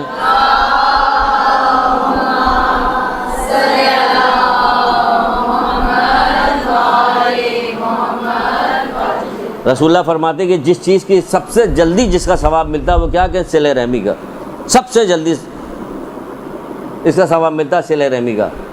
صلہ رحمی سے بہت سارے فائدے ہو رہے تھے، ہم جلدی بتا رہے ہیں کہ صلہ رحمی سے مال پاک ہوتا ہے، مال بڑھتا ہے، بلائیں دور ہوتی ہیں، عمر زیادہ ہوتی ہے۔ 5ویں امام فرماتے ہیں عمر اس سے دراز ہوتی ہے۔ بھئی عمر دراز ہوگی کیا کریں گے مصیبت والی دنیا کے اندر؟ عمر دراز ہوگی اس مصیبت والی دنیا میں یہ ہوگا، یہ فائدہ ہوگا کہ ہم کیا کریں گے، ایسا ہے جیسے ہم میدان کربلا میں موجود ہیں، اب ہماری ہر سانس کی قیمت جتنی زیادہ ہے کیا اتنی میدان کربلا سے ہٹ کے جو مومنین ان کی قیمت وہی ہوگا؟ نہیں، بہت زیادہ۔ تو اب یہ مصیبت ہے تو کیا ہوا، ہماری عمر زیادہ ہوگی تو ہم علی ولی اللہ کہنے والے جو موجود ہیں مصیبت پہ صبر کریں گے، اللہ کا ذکر زیادہ زیادہ کریں گے جب تک زندہ رہیں گے، تو کیا ہوگا اس میں ہمیں فائدہ ہوگا۔ تو ہمیں اپنی عمر کی درازی چاہیے نیکی کے ساتھ کہ ہم شریف و نیک بنے رہیں، اللہ کے اطاعت گزار رہیں، ہماری عمر زیادہ ہونی چاہیے۔ پھر صلہ رحمی اخلاق کو سدھارتی ہے، ہاتھ کو سخی بناتی ہے، کیونکہ جب ہوگا تو برتھ ڈے پارٹی میں بھی جانا پڑے گا تو پیسہ بھی دینا پڑے گا، تو اس میں پیسہ دینا پڑے گا، شادی بیاہ میں پیسہ دینا پڑے گا۔ 1 کلو مٹھائی کے ڈبے میں آدھا کلو مٹھائی لے کے بند کر کے اس کو ریپ کروا کے لڈو جو ادھر ادھر پھیلتا ہوا جا رہا ہے، کیا دھوکہ دے رہے ہو یار، اپنے آپ کو دھوکہ دے رہے ہو بھائی، دوسروں کو دھوکہ نہیں تو اپنے آپ کو دھوکہ دے رہے ہو، بیوقوف بنا رہے ہو جو۔ تو بہرحال سخی ہاتھ سخی بنتا ہے، پاک ہوتا ہے، رزق میں زیادتی ہوتی ہے اور عمر بڑھ جاتی ہے، ٹھیک ہے نا۔ تو یہ امام جعفر صادق علیہ السلام فرماتے ہیں۔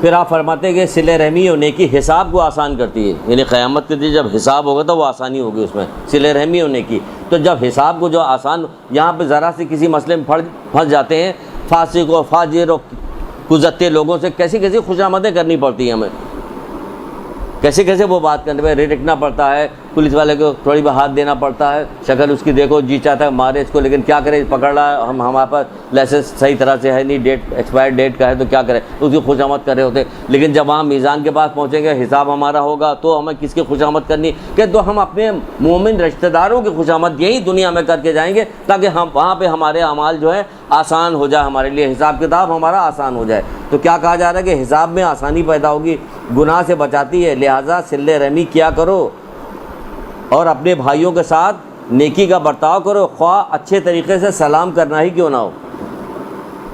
اچھے طریقے سے آپ نے سلام کر لیا، یہ بھی صلہ رحمی میں آ گیا۔ ضروری نہیں کہ روزانہ جائیے، جب تک لڑائی نہ ہو جائے جاتی رہیے، یہ نہیں ہے۔ اچھے طریقے سے میرے دور دور رہیے، اپنا کام کیجیے، زیادہ ایک دوسرے سے جو آج کل بہت زیادہ ملنا جلنا ہو رہا ہے وقت بربادی کے لیے، اس کو بند کیجیے۔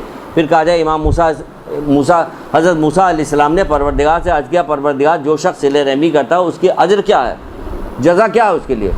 تو اللہ تعالیٰ نے فرمایا اے موسیٰ میں اس کی عمر کو دراز کرتا ہوں، اس پہ سکرات موت کو آسان کر دیتا ہوں، سکرات موت کو آسان کر دیتا ہوں، آسان ہو جاتی ہے، یہ آسانی کے ساتھ اس کی جان نکل جاتی ہے۔ بعض دعائیں بھی موجود ہیں، اس کو بھی پڑھا کیجیے، اے اللہ مجھ سے موت کے راحت کا سوال کرتا ہوں، بعد موت کے بخشش کا حساب کے وہاں معافی کیا، کیونکہ موت آنی آنی ہر حال میں آنی، جب ہر حال میں آنی تو ہمیں اس کا انتظام بھی ہر حال میں کرنا ہے کہ صلہ رحمی کی جائے تاکہ ہماری موت آسان ہو جائے، اور ہمیں دعا بھی پڑھتے رہنا چاہیے روزانہ ہر نماز کے بعد۔ کتنی دیر کی دعا، یہ کتنی دیر کی، یہ 1 لائن کی دعا، 2 لائن کی دعا ہے کہ اللہ میں تجھ سے موت کے براحت کا سوال کرتا ہوں، بعد موت کے بخشش کا، حساب کے وہاں معافی کا، لکھا تو ایک دفعہ 3 دفعہ پڑھی ہے، میں تو 3 دفعہ پڑھتا ہوں، کیونکہ ایک جگہ کسی روایت میں نے پڑھا تھا کہ دعا کو اگر 3 دفعہ تکرار کی جاتی ہے تو قبولیت کے لیے جلدی ہوتی ہے، یہ نہیں جلدی قبول ہوتی ہے، تو چلیے 3 دفعہ پڑھیے۔ پھر کہا جاتا ہے صلہ رحمی حساب کو آسان کرتی ہے اور بری موت سے بچاتی ہے، بری موت سے بچاتی ہے۔ بری موت اور اچھی موت میں یہ والی چیز بھی آتی ہے کہ ہمیں موت آئی تو ہم ہوش و حواس میں اپنے تھے، استغفار کرتے ہوئے، لا الہ الا اللہ پڑھتے ہوئے، محمد آل محمد کا نام لیتے ہوئے اس دنیا سے رخصت ہو، یہ اچھی موت کہلائے گی۔ جیسے ہمارے چوتھے امام، امام زین العابدین علیہ السلام،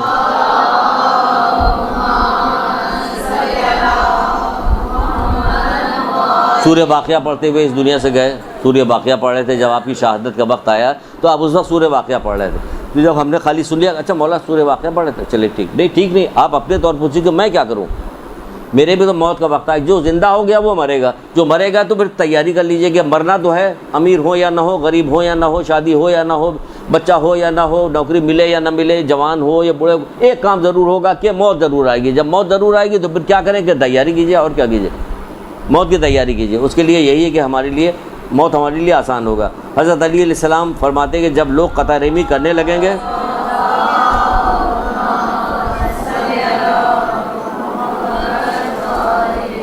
جب لوگ قطع رحمی کرنے لگے، سن لیجئے، تشریح نہیں کریں گے، پورا معاشرہ دیکھ ڈالیے، روزانہ اخبار دیکھتی، روزانہ جو یہاں ہو رہا ہوتا ہے، جب لوگ قطع رحمی کرنے لگیں گے تو اموال بدترین لوگوں کے ہاتھ میں چلے جائیں گے۔ دیکھیں آج کے دور میں کتنا زیادہ فٹ آ رہا ہے، 1400 سال پہلے گئی تھے مولانا بات، تو اموال بدترین لوگوں کے ہاتھ میں چلے، اتنے بڑے موبائل لے کے چلے، کنپٹی پر رکھ کے چھین کے لے کے چلا جاتا، پرس چھین کے لے کے جا، پیسہ چھین کے لے کے چلے جاتے ہیں، کوئی تو چھین کے لے کے چلے گا، اور اس کے علاوہ جو ہو رہا ہوتا ہے وہ الگ ہے۔ جب کیا ہوگا مولا فرماتے ہیں جب لوگ قطع رحمی کرنے لگیں گے تو اموال بدترین لوگوں کے ہاتھ میں چلے جائیں گے۔ سوچ لیجئے، جب لوگ قطع رحمی کرنے لگیں گے تو اموال بدترین لوگوں کے ہاتھوں میں چلے جائیں گے، سمجھیے آپ۔ پھر کیا کہا جا رہا ہے؟ پھر یہ کہا جا رہا ہے کہ ایک شخص، رسول خدا صلی اللہ علیہ وسلم کی روایت ہے،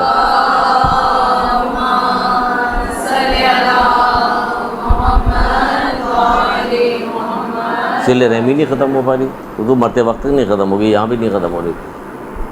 وہ کہا جائے ایک شخص کے سرانے جو ہے، رسول اللہ نے بتایا کہ ملک الموت اس کے سرانے آیا، آ کے کھڑا ہوا، اللہ تعالیٰ نے ملک الموت سے پوچھا کہ وہ اس کی روح قبض کرنے آیا تھا، تو اس کے پڑوس میں ہی ایک قطع رحمی کرنے والا بھی موجود تھا، تو اللہ تعالیٰ نے اس سے ملک الموت سے پوچھا جو قطع رحمی کرنے والا ہے اس کی عمر کتنی باقی ہے؟ کہنے اس کی 30 سال باقی ہے۔ کہنا اچھا 30 سال باقی ہے، ایسا کرو وہ 30 سال اس کے نامہ اعمال میں ڈال دو اور اس کی روح قبض کر لو۔ آیا تھا روح قبض کرنے کے لیے اس کی، لیکن یہ صلہ رحمی کرتا تھا، تو پوچھا اللہ تعالیٰ نے کہ وہ جو اس کے پڑوس میں رہتا قطع رحمی کرنے والا اس کی عمر کتنی باقی ہے؟ کہ 30 سال باقی، کہ وہ 30 سال جو ہے اس کو دے دو اور اس کی روح جا کے قبض کر لو۔ اب ہم لوگ کہتے رہتے کہ ارے اچانک ارے یہ ارے کچھ نہیں ہوتا، سب ارے ہے دنیا میں، جس کی آنکھ بند ہو گئی وہ ارے ہے بس، کیونکہ پتہ نہیں کہ کس وقت کب مر جائے گا۔ ہم لوگ سمجھتے ہیں کہ جو مر گیا بس اس کی موت آ گئی، ہماری تو ابھی آنی نہیں۔ بھائی ہماری تمہاری کس کی نہیں، کس کی کس وقت، ہر وقت تیار ہو، ہر وقت ہر آن تیار رہتا ہو، نہ جوان دیکھا جاتا نہ بوڑھا دیکھا جاتا ہے۔ پھر کیا کہا جا رہا ہے؟ رشتوں کو بحال رکھو۔ پھر ایک حدیث ہے کہ چاہے اچھے طریقے سے سلام کے ذریعے سے کیوں نہ۔ پھر کہا جا رہا ہے 5ویں چیز آ رہی کمزوروں پہ رحم کرنا، جلدی۔ یہ تو وہ تھا اگر اس کو ٹھیک سے لے آتا ہے تو 2 کلاس میں جاتا ہے، لیکن انہوں نے کہا ختم کر دیں اس کو۔ کمزوروں پہ رحم کرنا، کمزوروں پہ رحم کرنا بہت بڑی صفت ہے، رحم کرنا۔ ساری صفتیں بڑی تبھی تو دیندار کہلائیے۔ کمزوروں پہ رحم کرنا، رحم اپنے دل میں رحم ڈالیے۔ مومن نرم دل اور مہربان ہوتا ہے، رسول اللہ کہتے ہیں مومن نرم دل اور مہربان ہوتا ہے۔ ہر چیز کے کوئی نہ کوئی محافظ ہوتا ہے۔ 5ویں امام فرماتے ہیں کہ ہر چیز کا کوئی نہ کوئی محافظ ہوتا ہے، اور دین کا محافظ ہے کون سی ہے؟ نرمی اور مہربانی۔ یہ دین کا محافظ ہے، نرمی اور مہربانی۔ نرمی کیجیے، میں کوئی سختی نہیں، کتنا بھی غصہ آ جائے کچھ بھی ہو جائے، لیکن کسی کے ساتھ ایسا کوئی برتاؤ نہ کیجیے کہ جس سے اس کا دل دکھے۔ دل دکھنے والا کوئی کام نہ کیجیے۔ جو لوگوں پہ رحم نہیں کرتا پھر اللہ بھی اس پہ رحم نہیں کرتا۔ جو کچھ کر رہے ہیں نا لوگ، بے سوچ لیجیے گا اللہ کیا کرے گا۔ کہ خالی ایک سکرات موت میں جس وقت جان نکالی جاتی ہے اسی وقت کا اگر عذاب بتا دیا جاتا ہے، تو مولا کی جو آنکھ میں شدید تکلیف ہو رہی تھی، بہت زیادہ پریشان تھے نا مولا، ایک دفعہ پریشان تھے جب رسول اللہ نے یہ والی بات بتائی کہ جب کافر کی روح قبض کرنے کے لیے فرشتہ آئے گا، آپ کا گرز لے کے اس کے گرز مار کے اس کی روح کو نکالے گا، تو مولا اپنی تکلیف بھول گئے تھے، تو اٹھ کے بیٹھ گئے تھے کہ اللہ کے رسول کیا کہا آپ نے؟ جب پھر سے تو کہیے، میں تو اپنی تکلیف بھول گیا۔ مولا تکلیف بھولے جا رہے ہیں بات سننے کے بعد، تو اس پر مت جائیے، رحم کیجیے، رحم کے ذریعے سے پھر کیا ہوگا؟ اللہ بھی رحم کرے گا، ورنہ پھر یہی ہوگا خالی روح قبض کرنے میں ہی اتنی پتہ چل جائے گا، پھر آگے کی منزلیں کیا ہوگی۔ پھر کہا جائے اپنے رشتہ داروں میں چھوٹوں پہ رحم کرو اور بڑوں کا احترام کرو، چھوٹوں پہ رحم کرو اور بڑوں کا احترام کرو۔ پھر رسول اللہ ایک جگہ پہ فرماتے ہیں کہ کسی پہ ظلم نہ کرنا بہت بڑا جہاد ہے، کسی پہ ظلم نہ کرنا بہت بڑا جہاد ہے، کیونکہ اللہ کی رحمت کے بغیر کوئی جنت میں داخل نہیں ہوگا، یہ بھی سمجھ لیجیے، اللہ کی رحمت کے بغیر کوئی جنت میں داخل نہیں ہوگا۔ اب کیا چیز بچتی ہے؟ نیکی اور حسن اخلاق۔ اب سب چیز کی ایک ایک حدیث سنائیں گے، بس حسن اخلاق کی بھی ایک دو سنائیں گے، بہت سنا چکے ہیں، اور نیکی کی بھی ایک ہی دو سنائیں گے۔ نیکی کی ایک بہت مشہور ہے جو ہمیں پسند بھی ہے بہت زیادہ، ہم اسے بہت زیادہ ذکر بھی کرتے ہیں، کہ حضرت عیسیٰ نے اپنے حواریوں سے کیا کہا کہ تم وہ کام کیوں زیادہ کیوں نہیں کرتے جسے آگ نہیں کھاتی؟ یاد آیا؟ تم وہ کام کیوں نہیں زیادہ کیوں نہیں کرتے کہ جسے آگ نہیں کھاتی؟ تو ان کے حواریوں نے پوچھا کہ وہ کیا چیز ہے؟ تو آپ نے فرمایا نیکی وہ چیز ہے جسے آگ نہیں کھاتی۔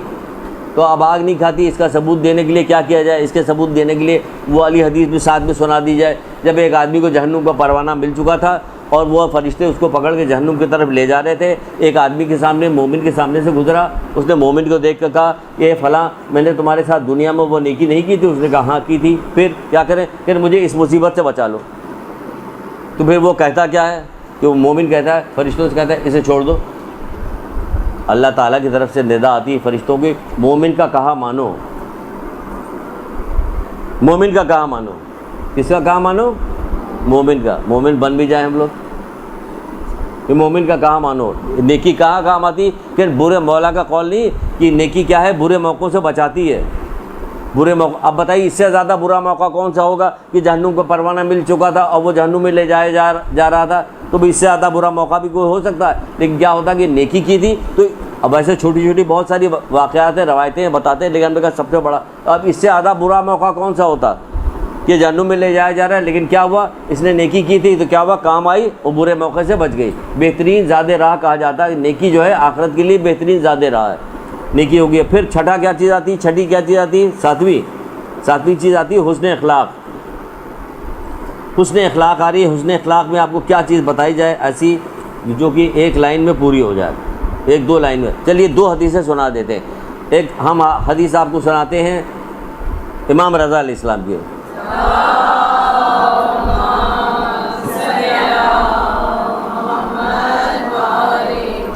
امام رضا علیہ السلام کی روایت ایک آپ کو سناتے ہیں، سن لیجئے کہ امام رضا علیہ السلام دریافت فرمایا گیا کہ حسن اخلاق کیا چیز ہے؟ تو آپ نے فرمایا بہت آسان، اگر آپ واقعی حسن اخلاق کی مالک بننا چاہتی ہیں تو بہت آسان ہے۔ آپ کب چاہیے گا کہ کوئی آپ سے ملاقات کرے، آپ سے ملے، آپ سے کوئی بات چیت کرے تو فوراً آپ کو برا بھلا کہنے لگے، آپ کے منہ پہ تھپڑ مار دے، فوراً آپ کی اگلی پچھلی کوئی گناہ یاد دلانے دے، کچھ بھی نہیں کہتے؟ آپ کیا چاہیے گا؟ آپ یہ چاہیے کہ ہم سے جو کوئی آدمی ملے اور آپ سے ملے تو بہت نرم دلی کے ساتھ، بہت انکساری کے ساتھ، بہت اچھے الفاظوں میں آپ کے تو آپ کو بہت پسند آئے گا نا کہ بہت اچھا بندہ ہے، یہ بندی ہے ہماری، یہ خالازاد بہن بہت اچھی ہے ہماری، یہ کیونکہ ہماری ساتھ۔ تو وہی چیز امام رضا علیہ السلام فرما رہے ہیں کہ دریافت کیا گیا، آپ نے فرمایا یہ کہ تم لوگوں سے ایسا برتاؤ کرو جیسا تم چاہتے ہو کہ وہ لوگ تمہارے ساتھ برتاؤ کریں۔ کتنا آسان ہو گیا یہ، تم لوگوں سے وہ برتاؤ کرو کہ جو تم چاہتے ہو کہ لوگ تمہارے ساتھ برتاؤ کریں۔ اپنے لیے جیسا چاہتے ہو نا ایسے ہی دوسروں کے لیے برتاؤ کرو، یہ کیا ہوگا؟ حسن اخلاق کے مالک آپ بن جائیے گا۔ دوسری چیز چھٹے امام جعفر صادق علیہ السلام کی سنا کے بات کو ختم کرتے ہیں۔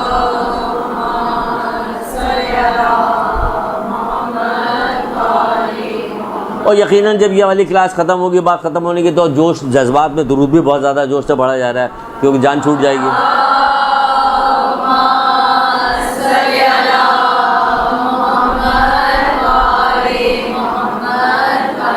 آپ سے بھی ایسے ہی سوال پوچھا گیا، آپ سے پوچھا گیا، چھٹے امام سے سوال کیا گیا کہ حسن اخلاق کی حد کیا ہے؟ کیا حد ہے، کس طرح سے بات چیت کی جائے، کیا کیا جائے. تو آپ نے فرمایا یہ کہ تم انکساری کرو، اپنا کلام پاکیزہ بناؤ، اپنے بھائی سے خندہ روی سے ملو. 3 چیزیں بتائی. انکساری غرور، تکبر، اینٹھن، گردن کے ٹیڑھی ہونا، ماتھے پہ بل پڑا رہنا، یہ سب نہیں ہونا چاہیے. انکساری کرو، اپنا کلام پاکیزہ بناؤ، یعنی گفتگو کرو اچھی گفتگو کرو، نیک گفتگو کرو، پیاری گفتگو کرو. غصے میں بھی آ کے جب بات کرو تو تم ایسی بات کرو کہ لوگ متوجہ ہوں، تمہاری مثال دیں لوگ. سبحان اللہ. غصے میں آ کے کبھی سخت کوئی بات نہیں کرتی. غصے میں بھی آنے کے بعد جیسے ہم نہیں کر رہے ہیں، کہاں سخت بات کر رہے ہیں، کوئی کر رہے ہیں، کچھ بھی نہیں کر رہے. تو کیا انکساری، تو اس میں کیا ہوگا، حسن اخلاق ہوگا. حسن اخلاق اتنی زبردست چیز ہے کہ آپ کو بتایا تو تھا. حسن اخلاق کتنی دفعہ بتا چکے، رٹی ہوئی کہ میزان پہ سب سے پہلے جو چیز رکھی جائے گی وہ کیا ہوگی، حسن اخلاق. میزان پہ سب سے حسین چیز کیا ہوگی، کہ حسن اخلاق. میزان پہ سب سے زیادہ وزنی چیز کیا ہوگی، کہ حسن اخلاق. دیکھ لیجئے ایسی ہی چیز ہے یہ حسن اخلاق. اتنی زبردست چیز ہے کہ ہر جگہ. مشرک بندہ تھا، مشرک جو پکڑا گیا تھا کہ اب اسے قتل کر دیا جائے، سارے اس کے ساتھی قتل کر دیے گئے، وہ چھوڑ دیا گیا. کس وجہ سے؟ جب اس کو چھوڑا گیا تو اس نے پوچھا کہ ہمارے سارے ساتھیوں کو تو اللہ کے رسول قتل کر دیا گیا، یہ ہمیں کیوں چھوڑا جا رہا ہے؟ تو کیا کہا؟ یہی کہا کہ اللہ کی طرف سے ابھی جبریل آئے تھے، مجھے سلام کہلوایا، رسول اللہ کو سلام کہلوایا. سلام کہلوانے کے بعد کیا کہا کہ اس کو چھوڑ دو کیونکہ یہ سخی ہے اور حسن اخلاق کا مالک ہے. مشرک بندہ جو واجب القتل ہو گیا تھا، چھوڑ دیا گیا. تو آپ بھی اگر حسن اخلاق کو اپنا لیجیے گا، انشاءاللہ اپنائیے گا.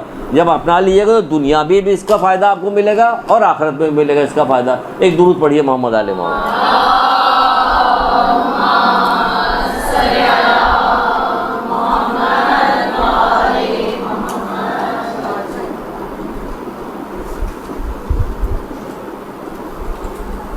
دیکھیے، جب یہ کہا گیا ہے، تہذیب الاسلام کی ایک روایت ہے، غالباً تہذیب الاسلام سے علامہ مجلسی کتاب ہے، اس کی روایت ہے.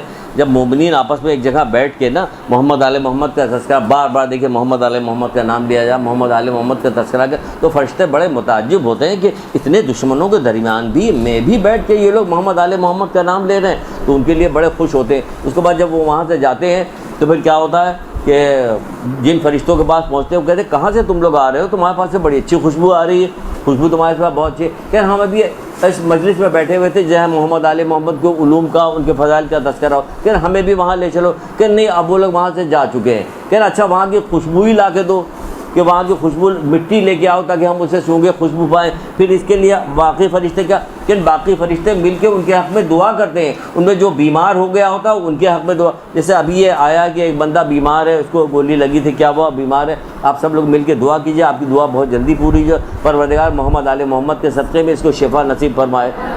جو مومنین جہاں جہاں پریشان ہیں پروردگار ان کی سب کی پریشانی دور کرے. پروردگار محمد آل محمد کے ماننے والوں کو، دشمنوں کو نیست و نابود کر دے. اور ہم لوگوں کی توفیق عنایت فرما کہ ہم محمد آل محمد کے کلام، ان کی تعلیمات کو زیادہ زیادہ آگے بڑھا سکیں. درود پڑھیے محمد آل محمد.